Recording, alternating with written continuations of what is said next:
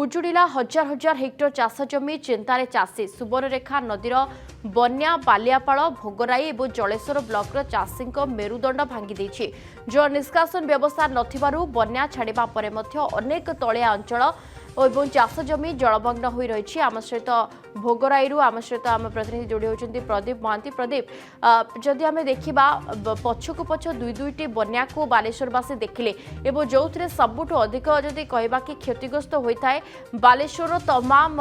माने पंचायत आम देखीचे प्रभावित होती हेक्टर चाष जमी प्रभावित होती। पुणी पाणीपाग विभाग तो सूचना जारी कलानी जे आगो को आउ एक लघुचाप और लघुचाप रे बालेश्वर को मध्य अलर्ट जारी करा दैछि। केमती देखुछंती चित्र ग्राउंड रे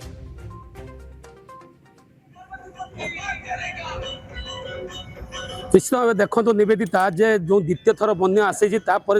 तुहाकू तुहा वर्षा आरंभ होती लघुचाप जनित और ता सहित चाषी भितर गोटे भयर वातावरण सृष्टि होगी। ये सीधा सड़क चित्र देखिए द्वितीय बन्या ये हूँ चाष जमी संपूर्ण उजुड़ी जाइए पचिशड़ी सब नष्ट हो चाष खाली परिवा चाष नुहे ए धान चाष भी नष्ट तेणु बहुत चिंता रही चाषी तेणु प्रतिक्रिया ना कि चाषी अच्छा भाई कौन कहे के चाष कले केमती कौन चाष नष्ट है प्राय तो आमर एरिया सब लोक चाष करते तेणु सब लोक चाष करते दुई थर बन्या जहाँकि चाष सब धोई गलानी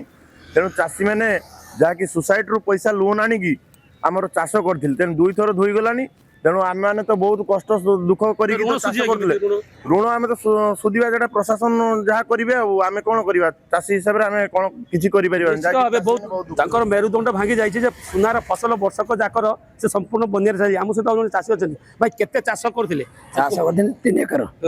3 एकर जमी सब नष्ट धोई जाइए तेणु आमर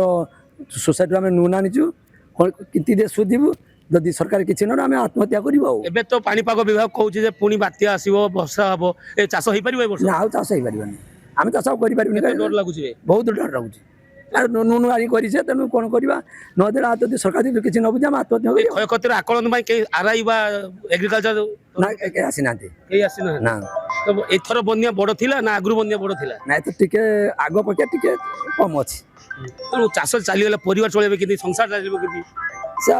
कष्ट मष्ट चले तब कौन कर सरकार बुझे न बुझे ना आत्महत्या कर 60,000 कौन कर सरकार न बुझे आत्महत्या कर जहाँ कर निश्चित भाव देखु जो भली कहते प्रतिकार रखी चाषी मैंने बालेश्वर बन्या बालेश्वर तमाम पंचायत आम कहीपर प्रभावित होती भोगराई ता मध्य रही।